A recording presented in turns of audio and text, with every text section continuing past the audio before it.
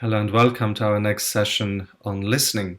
I hope you're not getting sick of listening to me because you would have failed at this session in particular, because it's all about listening to another.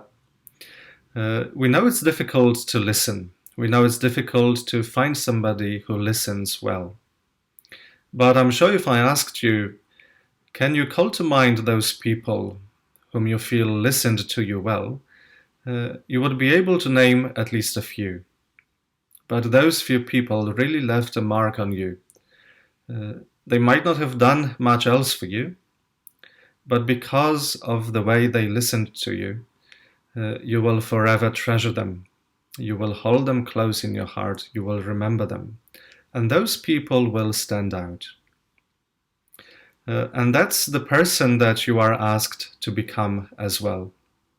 Because when you learn to listen to other people, when you give that gift of yourself to the other people, you are also looking after yourself.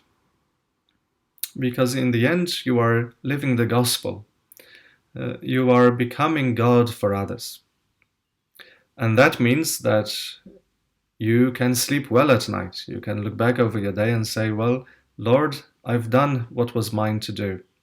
I fulfilled the gospel. I tried to love. And I did it by trying to listen to the people around me as best as I could. So what does it mean to listen to another? It means to give them undivided attention, to focus on them, to pay attention to the person in front of you.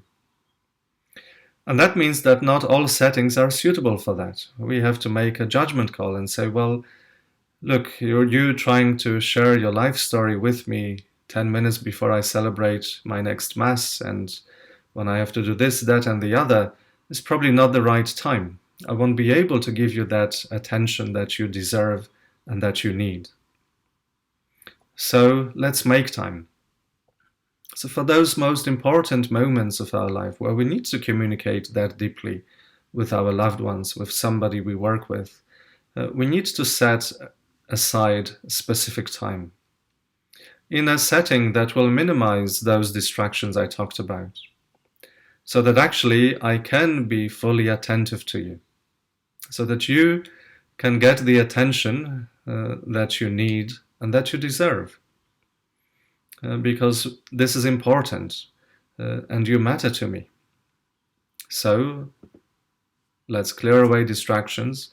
Let's create a space and a time that is suitable for this. And that's tough. And we know that people who are easily distracted, people who are constantly looking at their phones, even if you try to share with them something important, or during meetings when they don't pay attention to you, they're just writing or doing whatever else they have to do. Well, you know that the next time round you will not be choosing to go to them to share anything of importance. You would be foolish if you were to do it, because we will be put off. I will not share deeply with somebody who is unable to listen to me and who shows to me by their actions that they couldn't care less what I'm actually saying. So it's important. Remember, your focus is on this person. So if you have 100 other things to do at house, if you need to do your cleaning, your washing up, your cooking, telephone conversations, booking holidays, all sorts of wonderful things, that is probably not the right time to have a serious conversation and to give that undivided attention to somebody else, if you want them to feel that they are being listened to. So show an interest in the person. Well, what are you going through? I'm interested. Paying attention to the person's feelings, to their experiencing, trying to understand them. It's futile to pretend to ourselves that just because we use the same words, we mean the same things by them in a given situation. We all attach different meanings to the same words. And so, for me, what's anger is different to your experience of anger, or all sorts of things. And so we need to gain some clarity. So when you listen to another person, you need to try to understand, well, okay, what do you mean by this? What's happening to you? trying to get a fuller picture. Because that will also tell the other person that you are interested. You actually want to understand them. You don't want any miscommunication. You want to get things right. And when the person is sharing to you, do your best to do what the gospel tells us to do. Do not judge. It's so instantaneous, as I mentioned. As soon as you see somebody, you judge them. And so we're used to judging. We cross the street because we've seen somebody or a group of people together, and we make judgments about them. And again, so it's easy to say do not be judgmental, but to pay attention. What are my judgments? How do I judge this person? On what basis?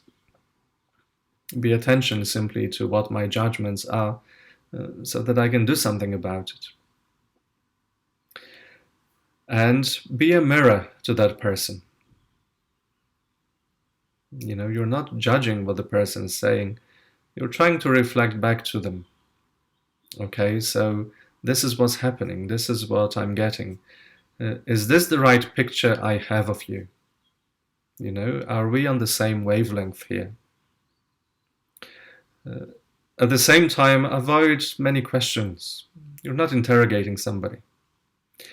As soon as you start asking questions and bombarding the person, why did you do this? How come? And the list goes on. Well, everyone will switch off.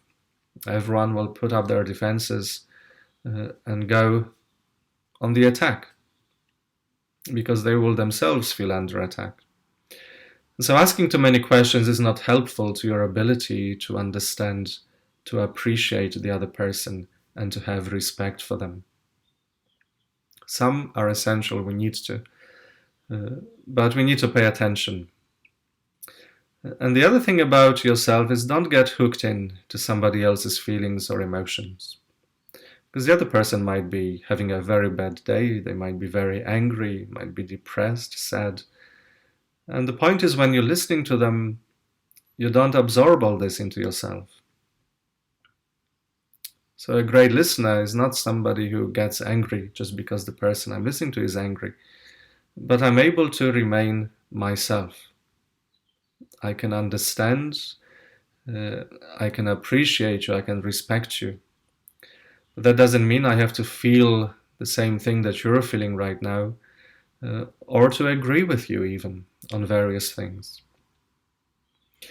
And so the art of listening helps us to appreciate that we are very different people. You and I are different. We look at the same world, the same situation, but from a different point of view, and we take different things out of it. It happens again, I'll give another church example, during a homily. A number of times, different people sometimes comment on what they have heard or what they have picked up. Some would say, well, this isn't really for me, this was a bit off, you need to watch your language, it was a bit harsh, or whatever. Say another person coming out from the same mass would come to me and say, Father, this is exactly what I needed to hear. Thank you so much. Now, who is the judge of what is right or what is wrong? Both heard the same thing. How come one person gets bored, the other one gets energized? How come one person believes that their heart has been touched by this, and the other one feels put off? It's all down to me, the individual. It's not the words themselves that are at issue here. It is me, because in that given space and time, this is how I perceive things, this is how I take things in. And that's why it's important, before we learn to listen to other people, we learn to listen to ourselves. We actually are at home with ourselves, with all my feelings, judgments, thoughts, behaviors, so that I am then able to accompany another person, to love them by listening to them attentively, by letting them know that I wish to understand you. So this is the message of the importance of learning to listen to one another. It's not that I will change you in the process. It's about really me living the gospel message. It's about me being faithful to the Lord, who is using me to be his image to you. And that's the mystery we are living when we're doing all these things. Because remember, just because I listen to you doesn't mean you will find it helpful. It doesn't mean that you will change your life and respond to me in a positive way that maybe I would like you to. It doesn't mean any of these things. It simply means I have done what was mine to do. And that's what makes my life fulfilled. And I will be there to support you, to walk alongside you. But you, the other person, are free to respond and to react to me in any way that you do. God respects my freedom. God never forces himself onto me. He doesn't force me to love him. He doesn't force me to listen to him.